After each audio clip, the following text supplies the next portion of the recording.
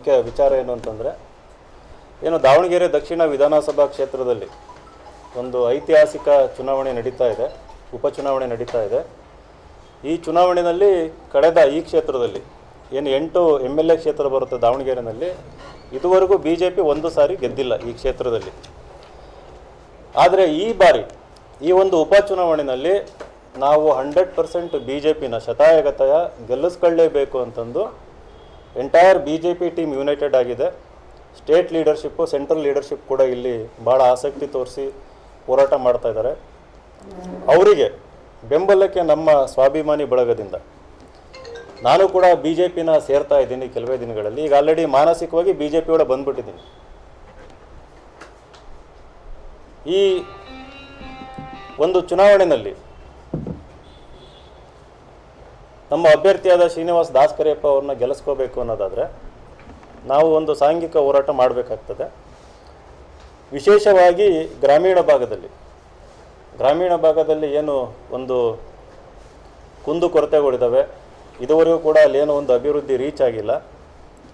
ಅದನ್ನು ಜನಗಳಿಗೆ ಮನವರಿಕೆ ಮಾಡಿ ಇಲ್ಲಿವರೆಗೆ ಅವ್ರಿಗೆ ಆದಂಥ ಅನ್ಯಾಯಗಳನ್ನು ಮನವರಿಕೆ ಮಾಡಬೇಕು ಅಂತಂದು ನಾನು 4 ದಿನ ಈ ಕ್ಷೇತ್ರದಲ್ಲಿ ಪಾದಯಾತ್ರೆ ಹಮ್ಮಿಕೋಬೇಕಂತ ಇದ್ದೀನಿ. 3ನೇ ತಾರೀಕು ಶಿರಮಗೊಂಡಳ್ಳಿಯಿಂದ ಶುರುವಾಗಿ ಗ್ರಾಮೀಣ ಭಾಗಗಳ ಜೊತೆಗೆ ಈ ನಗರ ಭಾಗ ಏನಿದೆ ಅಲ್ಲೂ ಕೂಡ ಒಂದು ದಿನ ಪಾದಯಾತ್ರೆ ಇರ್ತದೆ. ನಾನು ಹಳ್ಳಿ ಲಿಸ್ಟ್ಗಳನ್ನೆಲ್ಲ ಹಾಕಿದ್ದೀನಿ.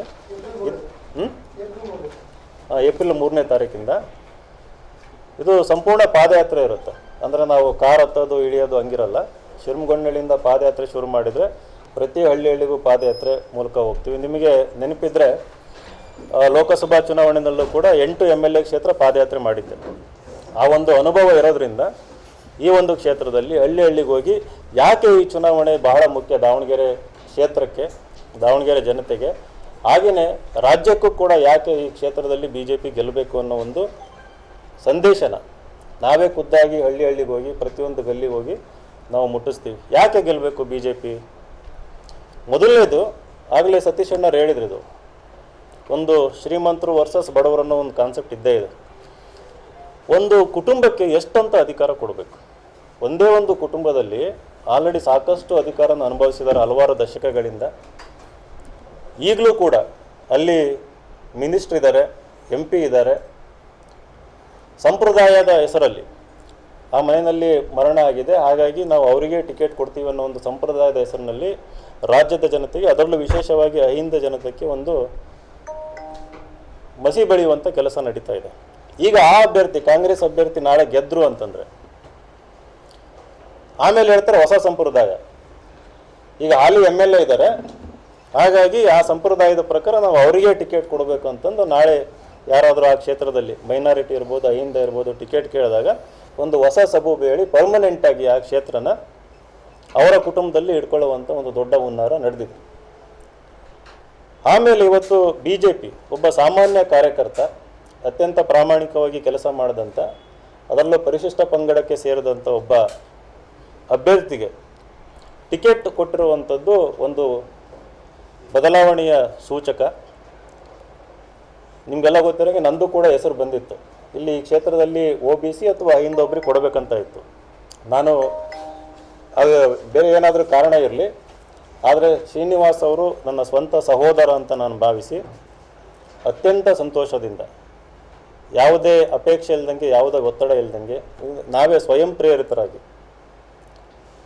ಯಾಕೆಂತಂದರೆ ಈ ಒಂದು ಮೆಸೇಜ್ ಹೋಗ್ಬೇಕು. ಇವತ್ತು ಗಾಡ್ ಫಾದರ್ ಇಲ್ಲ ಅಂತಂದರೆ ರಾಜಕಾರಣದಲ್ಲಿ ಬೆಳೆಯೋಕ್ಕಾಗಲ್ಲ ಅನ್ನೋ ಒಂದು ವಾತಾವರಣ ಇದೆ. ನಮ್ಮಂಥ ಪ್ರಾಮಾಣಿಕವಾಗಿ ಕೆಲಸ ಮಾಡೋವಂಥವ್ರು, ಅದರಲ್ಲೂ ಗ್ರಾಸ್ ರೂಟ್ ಲೆವೆಲಲ್ಲಿ ಕೆಲಸ ಮಾಡೋರು ಇವತ್ತು ರಾಜಕೀಯವಾಗಿ ಮೇಲೆ ಬೆಳಿಬೇಕು ಅಂತಂದರೆ ಭಾಳಷ್ಟು ಅಡೆತಡೆಗಳು ಇರ್ತವೆ. ಇವತ್ತೇನು ಈ ಒಂದು ಶಾಮನೂರು ಕುಟುಂಬ ಟಿಕೆಟ್ ತಗೊಂಬಂದಿರೋಂಥದ್ದು, ಸಾಕಷ್ಟು ಜನ ಆ ಪಕ್ಷದಲ್ಲೂ ಇದ್ದರು, ಕಾರ್ಯಕರ್ತರಿದ್ದರು, ಪ್ರಾಮಾಣಿಕವಾಗಿ ಕೆಲಸ ಮಾಡೋರಿದ್ದರು. ಅವ್ರಿಗೆ ಅವಕಾಶಗಳೇ ಇಲ್ಲ. ಯಾಕೆಂತಂದರೆ ಇದು ಒಂದು ಈ ಪೊಲಿಟಿಕ್ಸಲ್ಲಿ ಒಂದು ಬಿಸ್ನೆಸ್ ದೊಡ್ಡ ಕಾಂಪ್ಲೆಕ್ಸ್, ಒಂದು ಕೂಟ ವ್ಯವಸ್ಥೆ ಇದೆ. ಅಲ್ಲಿ ಹೊಸಬರಿಗೆ ಅವಕಾಶ ಇರಬಾರ್ದು ಅನ್ನೋ ರೀತಿಯಲ್ಲಿ ಆ ವ್ಯವಸ್ಥೆ ಸೃಷ್ಟಿಯಾಗೋಗಿದೆ.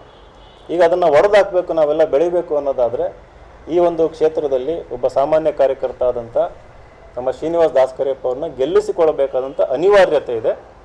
ಆಮೇಲೆ ಎಲ್ಲ ಪ್ರಮುಖ ಲೀಡರ್ಗಳು ಹೇಳ್ತಾ ಇದ್ದಾರೆ, ನೀವು ಕೇಳಿಸ್ಕೊಂಡಿದ್ದೀರಿ, ಈ ಒಂದು ಚುನಾವಣೆಯಲ್ಲಿ BJP ಗೆದ್ರೆ ಅದು ಈ ಕರ್ನಾಟಕ ಸರ್ಕಾರದ ಕಾಂಗ್ರೆಸ್ ಸರ್ಕಾರದ ವಿರುದ್ಧ ಒಂದು ಸಂದೇಶ, ದಿಕ್ಸೂಚಿ ಅಂತಂದು, ಕರ್ನಾಟಕ ಸರ್ಕಾರದ ದುರಾಡಳಿತದ ವಿರುದ್ಧ ಒಂದು ಗಟ್ಟಿ ಸಂದೇಶ ಅಂತಂದು. ದುರಾಡಳಿತ ಅಂದ್ರೆ ಕೇವಲ ಗ್ಯಾರಂಟಿ ಹೆಸರಲ್ಲಿ ಅಭಿವೃದ್ಧಿ ಕೊಡದಂಗೆ. ಇವತ್ತು ಸಾಯಂಕಾಲ ಆ ಕ್ಷೇತ್ರ ಅಲ್ಲಿ ಹೋಗ್ತಾ ಇದ್ದೀನಿ, ಎಲ್ಲೆಲ್ಲಿ ಅಭಿವೃದ್ಧಿ ಆಗಿಲ್ಲ ಆ ಜಾಗಗಳನ್ನು ನಾವು ಲೈವಾಗಿ ತೋರಿಸ್ತೀವಿ.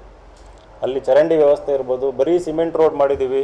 ಈ ಕ್ಷೇತ್ರ ತುಂಬ ರೋಡ್ ಮಾಡಿದ್ದೀವಿ ಅನ್ನೋದು ಬಿಟ್ಟರೆ ಬೇರೆ ಇನ್ನೇನು ಹೇಳ್ತಾ ಇಲ್ಲ. ಅಭಿವೃದ್ಧಿ ಏನು ಮಾಡಿದ್ದೀರಿ ಅಂತ ಕೇಳಿದರೆ ಸಿಮೆಂಟ್ ರೋಡ್ ಮಾಡಿದ್ದೀವಿ, ಹಳ್ಳಿ ಹಳ್ಳಿಗೆ ಮಾಡಿದ್ದೀವಿ, ಗಲ್ಲಿ ಮಾಡಿದ್ದೀವಿ ಅಂತ ಹೇಳ್ತೀರಿ. ಬಟ್ ಆ ಸಿಮೆಂಟ್ ಅಕ್ಕಪಕ್ಕ ಚರಂಡಿ ವ್ಯವಸ್ಥೆ ಇಲ್ಲ. ನಿಮಗೆಲ್ಲ ಗೊತ್ತಿದೆ, ಶಾಲೆಗಳು ಇಲ್ಲ, ಆಸ್ಪತ್ರೆ ಇಲ್ಲ. ಭಾಳಷ್ಟು ಸಾರಿ ಎಲ್ಲರೂ ಮಾತಾಡಿದ್ದಾರೆ ಈ ವಿಚಾರದ ಬಗ್ಗೆ. ಬಟ್ ಅಭಿವೃದ್ಧಿ ಡೆಫಿನೇಷನ್ನು ಕೂಡ ಇವರು ತಿರುಚಿ ಹಾಕಿದ್ದಾರೆ. ಕೇವಲ ಸಿಮೆಂಟ್ ರೋಡ್ ಮಾಡೋದು ಅಭಿವೃದ್ಧಿ ಅಂತಂದು ಜನಕ್ಕೆ, ಇದೆಲ್ಲದು ಇವತ್ತು ಜನಗಳಿಗೆ ಅರ್ಥ ಆಗಿದೆ. ನಾವು ಹೋದ ಕಡೆ ಎಲ್ಲ ಭಾಳ ಉತ್ತಮವಾದಂಥ ಒಂದು ಸ್ಪಂದನೆ ಸಿಗ್ತಾ ಇದೆ. ಹಳ್ಳಿಗಳಲ್ಲೂ ಕೂಡ ಇವತ್ತು BJP ಪರ. ಈಗಲೂ ಕೂಡ ಜಡಗನಹಳ್ಳಿಯಿಂದ ಬರ್ತಾ ಇದ್ದೀನಿ. ಅವೆಲ್ಲ ಹಿಂದಿನ ದಿನಗಳಲ್ಲಿ ಸಾಂಪ್ರದಾಯಿಕವಾಗಿ ಕಾಂಗ್ರೆಸ್ಸಿಗೆ ಓಟ್ ಹಾಕ್ತಿದ್ದ ಹಳ್ಳಿಗಳು ಈ ಸರಿ ನಾವು BJPಗೆ ಹಾಕ್ತಿದ್ದೀವಿ ಅಂತಂದು ಹೇಳ್ತಾ ಇದ್ದಾರೆ. ಯಾವ ಸಿದ್ದರಾಮಯ್ಯನ ಮಾತು ಕೇಳಲ್ಲ ಅಂತಂದು ಜನ ಹೇಳ್ತಿದ್ದಾರೆ. ಇವತ್ತು ಹಳ್ಳಿಗಳಲ್ಲಿ ಒಂದು ಮೈನಾರಿಟಿಗಳು, ನೀವೆಲ್ಲ ವಿಡಿಯೋಗಳು ನೋಡಿರ್ತೀರಿ. ಈ ಎಲೆಕ್ಷನ್ನಲ್ಲಿ ನಾವು ಯಾವ ಅಹಿಂದ ನಾಯಕರ ಮಾತು ಕೇಳಲ್ಲ. ಯಾಕಂದರೆ ಅಹಿಂದ ಹೆಸರಲ್ಲಿ ನಮ್ಮ ಶೋಷಣೆ ಆಗಿದೆ, ನಮ್ಮ ಅಭಿವೃದ್ಧಿ ಕೊಡದಂಗೆ ಕೇವಲ ನಮ್ಮನ್ನು ಬಳಸ್ಕೊಂಡು ಅವು ರಾಜಕೀಯವಾಗಿ ಕೆಲವು ವ್ಯಕ್ತಿಗಳು ಬೆಳೆದಿದ್ದಾರೆ ಅನ್ನೋದು ಎಲ್ಲರಿಗೂ ಒಂದು ಅವೇರ್ನೆಸ್ ಬಂದಿದೆ ಈ ಕ್ಷೇತ್ರದಲ್ಲಿ. ಬಟ್ ಈ ಒಂದು ಹಣದ ಒಳನೇ ಹರಿಸ್ತಾರೆ ನಾಳೆ ಈ ಒಂದು ಚುನಾವಣೆಯಲ್ಲಿ. ಅಲ್ಲ, ಓಟಿಗೆ ಇಷ್ಟು ಅಷ್ಟು ಅಂತಂದು ಏನೋ ಮಾತಾಡ್ತಾ ಗಾಳಿ ಸುದ್ದಿ ನಡೀತಾ ಇದೆ. 5,000 10,000 ಅದು ಇದು ಏನೋ ನಡೀತಾ ಇದೆ. ಇದೆಲ್ಲದನ್ನು ಕೌಂಟ್ರ್ ಮಾಡಬೇಕು ಅನ್ನೋದಾದರೆ ನಾವು ಬೂತ್ ಮಟ್ಟದಲ್ಲಿ ಮನೆಗೆ ತಲುಪಬೇಕಾದ ಅನಿವಾರ್ಯತೆ ಇದೆ.